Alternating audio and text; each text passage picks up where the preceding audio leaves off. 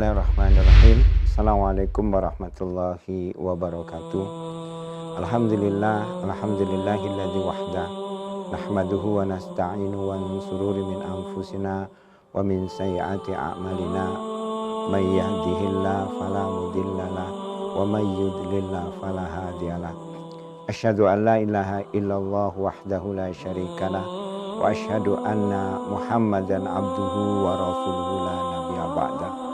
Allahumma salli wa sallim wa barik ala Sayyidina Muhammad wa ala alihi wa sahbihi wa sallim taslima katsira amma ba'du.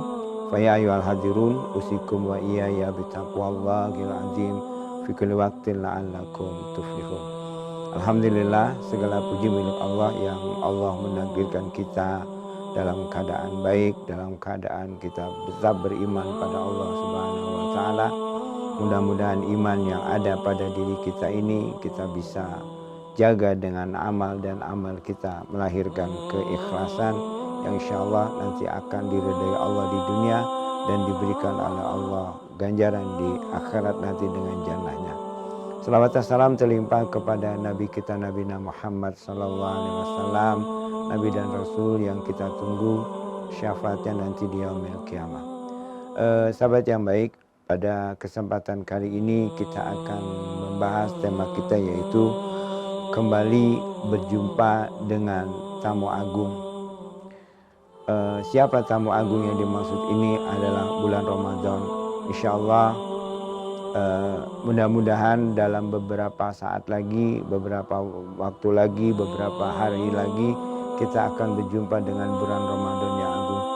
Ini doa yang selalu kita minta kepada Allah. Allahumma barik lana fi rajaba wa sa'bana wa balighna ramadana. Ya Allah, berikanlah aku barakah pada bulan Rajab dan bulan Sa'ban, wa balighna ramadana, dan berikan aku waktu, berikan aku umur sampai berjumpa dengan bulan Ramadan. Dan doa ini mudah-mudahan menjadi doa kita yang nanti insya Allah membuat kita bahagia.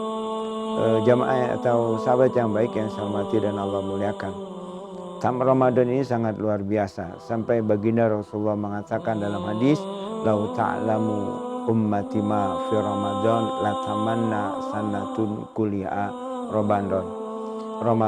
Kalaulah umatku itu tahu apa yang ada pada bulan Ramadan, latamanna sanatun kuliah Ramadan, pastilah dia berharap 1 tahun agar menjadi Ramadan semua.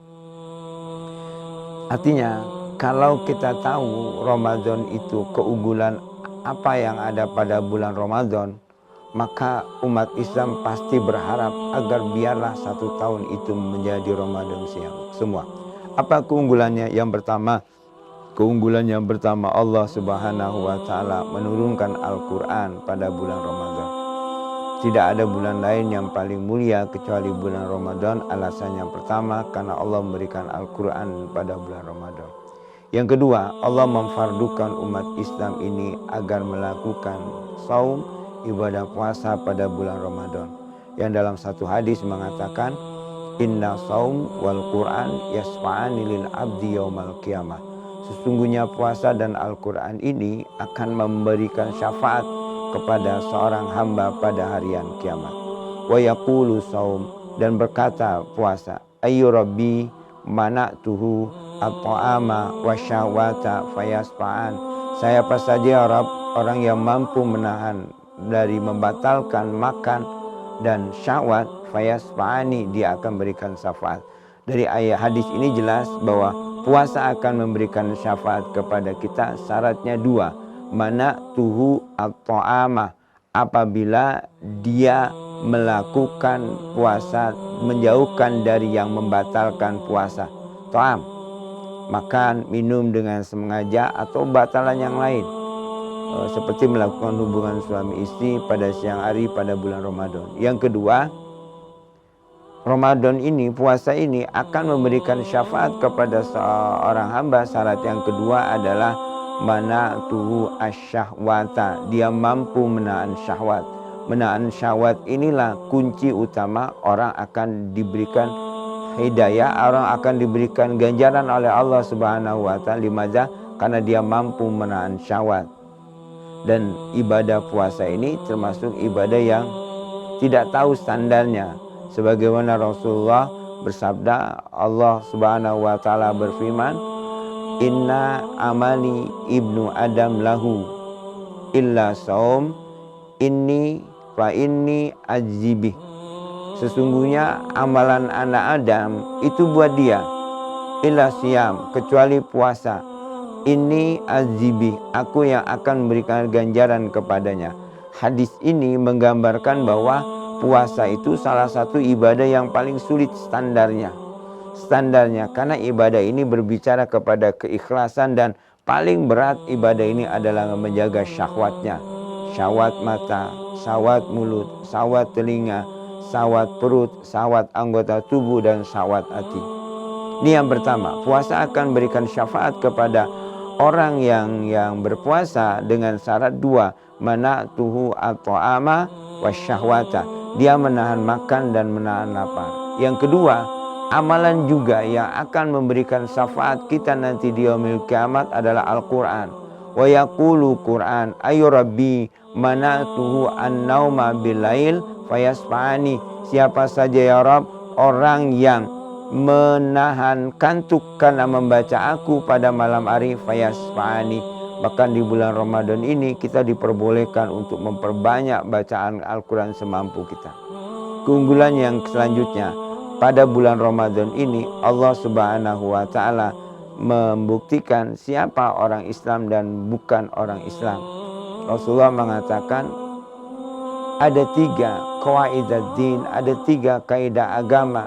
Waman, siapa orang yang meninggalkan faqad kafara, dia kafir, wa halala damuhu, dan halal darahnya. 1, asyhadu alla ilaha illallah, orang yang mengucapkan asyhadu alla ilaha illallah. Siapa orang yang keluar dari mengucapkan asyhadu alla ilaha illallah atau murtad, maka haram darahnya dan dia menjadi kafir. Yang kedua, at-tarikus shalah, orang yang meninggalkan salat. Siapa orang yang menjaga salat, maka dia menjaga agamanya. Siapa orang yang meninggalkan salat, maka dia menghancurkan agamanya. Yang ketiga adalah tariku saum, orang yang tidak berbuka, orang yang tidak puasa pada bulan Ramadan. Yang keempat, kenapa bulan ini mulia? Karena bulan ini semua rukun Islam yang 5 itu dilaksanakan oleh semua muslim. Secara praktek, rukun Islam itu secara praktek ada 2. 1, ada yang untuk orang kaya, apa itu? Yang tidak dilakukan orang miskin, zakat dan haji. Ini khusus kepada orang kaya, tidak untuk orang miskin. Tapi yang harus dilakukan orang-orang kaya dan orang miskin juga adalah syahadat, salat, dan puasa. Artinya semakin orang itu semakin kaya, semakin besar tanggung jawaban di hadapan Allah Subhanahu wa taala.